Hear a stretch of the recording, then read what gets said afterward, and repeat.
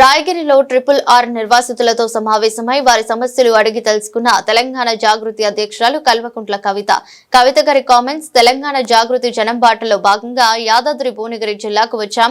ఇప్పటి వరకు 16 జిల్లాల్లో పర్యటించాం. మా చొరవతో చాలా సమస్యలు పరిష్కారం అవుతుండటం సంతోషం. ఎయిమ్స్ ను ఇవాళ మేము సందర్శించాం. ఇక్కడ ఎమర్జెన్సీ మందులు కూడా లేవు. 2014-2015లో మేము పార్లమెంట్ లో పట్టుబట్టి తెలంగాణకు ఎయిమ్స్ వచ్చేలా చేసుకున్నాం. మొదటి బ్రౌన్ ఫీల్డ్ ప్రాజెక్ట్ ఇది. నిమ్స్ ను మనం ఎయిమ్స్ చేసుకున్నాం. 2016లో ప్రారంభమైనప్పటికీ ఇప్పటికీ కూడా ఇక్కడ ఎమర్జెన్సీ మందులు లేవు. యాక్సిడెంట్ అయి ఇక్కడకు వస్తే ప్రాణాలు పోయే పరిస్థితి ఉందన్నారు.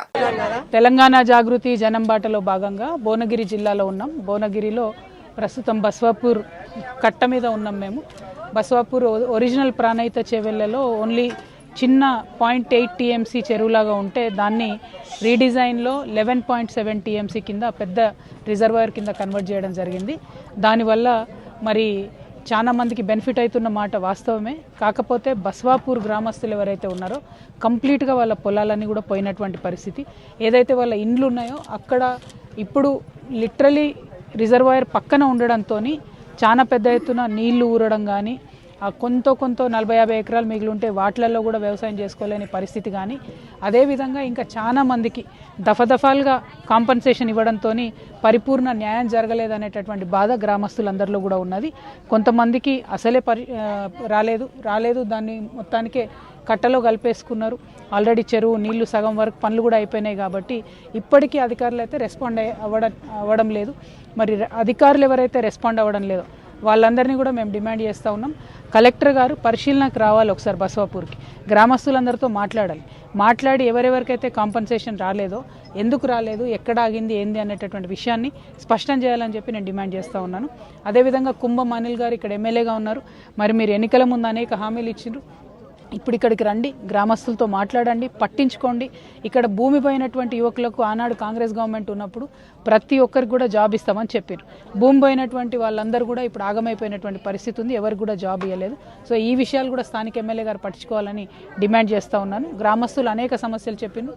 వాటిని అన్నింటినీ కూడా ఒక్కొక్కటిగా కలెక్టర్ గారి దృష్టికి తీసుకెళ్లి పరిష్కరించడానికి జాగృతి తరఫున ప్రయత్నం చేస్తామని తెలియజేస్తున్నాను. Thank you. జై తెలంగాణ.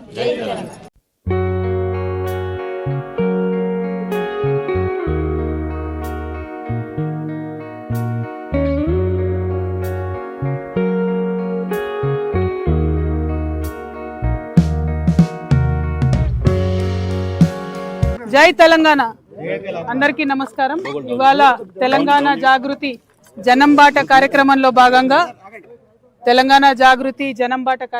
భాగంగా మరి భువనగిరి జిల్లాకు, యాదాద్రి భువనగిరి జిల్లాకు రావడం జరిగింది.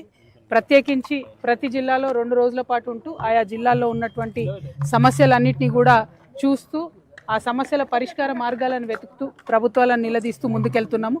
ఇప్పటి వరకు మేము దాదాపుగా 16 జిల్లాల్లో పర్యటన చేస్తాం. ఈ 16 జిల్లాల్లో కూడా అనేక సమస్యలు మా చొరవ వల్ల పరిష్కారం అయినాయి కాబట్టి చాలా సంతోషపడతా ఉన్నాము. ఇవాళ మరి భువనగిరికి వచ్చినాం. రావడమే ఎయిమ్స్కి వెళ్ళినాం.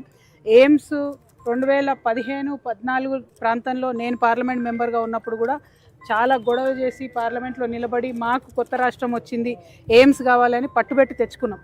ఫస్ట్ ఇండియా మొత్తంలో కూడా ఇది బ్రౌన్ ఫీల్డ్ ప్రాజెక్ట్. ఆల్రెడీ మన దగ్గర నిమ్స్ ఉన్న దాన్ని ఎయిమ్స్ చేయడం జరిగింది.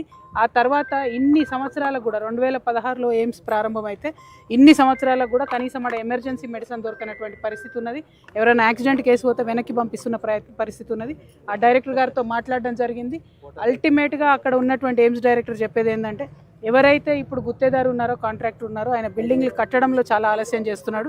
కేంద్ర ప్రభుత్వం నుంచి 750 కోట్ల రూపాయలు ఇదివరకే వచ్చినాయి. ఇంకొక 450 కోట్ల రూపాయలు ఎస్క్రో అకౌంట్లో ఉన్నాయి. అయినా సరే కాంట్రాక్టర్ ఆలస్యం చేస్తున్నాడని చెప్పిన ఈ జిల్లాలో ఉండేటటువంటి ఎమ్మెల్యేలకు, మంత్రులకు నేను రిక్వెస్ట్ చేసేది ఒకటే, దయచేసి ఆ కాంట్రాక్టర్ అనేటటువంటి వాడు తొందరగా అది ఫినిష్ చేసేటట్టు చూడండి. లేకపోతే ఎయిమ్స్ ఉంది కదా అని అక్కడ పోయినా కూడా ప్రాణాలు పోయే పరిస్థితి ఉంది. అంత మంచి ఇన్స్టిట్యూట్ వచ్చినప్పుడు వెంటబడి త్వరితగతిన పనులు పూర్తి చేసుకోవాల్సిన బాధ్యత మన మీద ఉన్నది. ఆ తర్వాత ఇక్కడ RRRకి సంబంధించి మన భువనగిరి టౌన్లోనే, రాయగిరి ఇదివరకు ఊరుగా ఉన్నది టౌన్లో కలిసిపోయింది. ఈ రాయగిరి గ్రామంలో మరి ఇప్పటికే 7-8 దఫాలుగా రకరకాల ప్రాజెక్టుల కోసం ల్యాండ్ ఇచ్చి ఉన్నారు. ఈ ప్రజలు చాలా త్యాగం చేసి ఉన్నారు. మరి ఇంత త్యాగం చేసిన ప్రజల్ని ఇక త్యాగం చేస్తున్నారు కదా అని చెప్పి ప్రతి సందర్భంలో రాయగిరి ప్రజల్ని బలి చేయడం అన్నది కరెక్ట్ కాదు.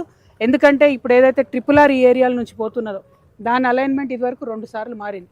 ఫస్ట్ టైము యాదగిరిగుట్ట అవతల సైడ్ ఉన్నప్పుడు ఒక అలైన్మెంట్, మళ్ళీ తర్వాత ఇక్కడ ఒక అలైన్మెంట్, ఇప్పుడు 3వ అలైన్మెంట్ కింద ఇది రావడం జరిగింది.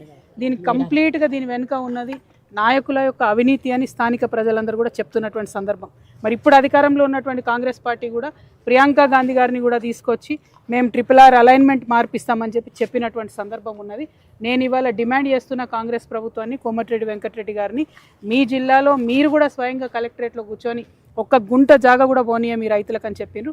మరి చేస్తారా లేదా? ఒకవేళ చేసేది ఉందా లేదా క్లారిటీగా చెప్పండి. ఎందుకంటే మీరు అనేక మాటలు ఇచ్చి తప్పిండ్రు, అట్లనే ఇది కూడా తప్పుతాం అనుకుంటున్నారేమో.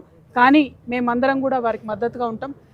రైతన్నలందరూ కూడా నిజంగా క్షమించాలి. నేను కూడా అప్పుడు టీఆర్ఎస్ పార్టీలో ఉన్నా. ఆ టైంలో మిమ్మల్ని జైల్లో వేయడం జరిగిందని చెప్పిండ్రు. మరి అప్పుడు జరిగినటువంటి అవినీతి వాస్తవానికి నా దృష్టిలో లేదు. ఉండుంటే అప్పుడు కూడా మీ పక్షాన్ని నేను నిలబడేదాన్ని అనే విశ్వాసం నాకున్నది. దానికి మిమ్మల్ని క్షమాపణ నేను కోరుతా ఉన్నాను. ఎందుకంటే రైతన్నలను బేడీలేయడము, రైతన్నలను అరెస్ట్ చేయడం అన్నది దుర్మార్గం. అది కూడా కొంతమంది ఎమ్మెల్యేలు వారి భూములను కాపాడుకోవడం, అరెస్ట్ చేయడం అన్నది మరింత దుర్మార్గం. ఆ దుర్మార్గాన్ని ఇప్పుడు కాంగ్రెస్ పార్టీ కొనసాగించదలుచుకుందా అన్న విషయం మాత్రం వెంకటరెడ్డి అన్న చెప్పాలి. ఖచ్చితంగా కోమటిరెడ్డి గారు నేను డిమాండ్ చేస్తున్నా, ఏదైతే మాట మీరు ఇచ్చారో, మీ నాయకురాలు ప్రియాంక గాంధీ ఇచ్చారో నిలబెట్టుకోండి. ఇక్కడ రైతులు భూమి ససేమిరా ఇయ్యమని చెప్తున్నారు, భూములు ఇచ్చేదే లేదు, అలైన్మెంట్ మార్చాల్సిందే అని పట్టుబడతా ఉన్నాం. మరి దానికి ప్రయత్నం చేయవలసిందిగా మంత్రి గారిని నేను డిమాండ్ చేస్తున్నాను. Thank you. జై తెలంగాణ.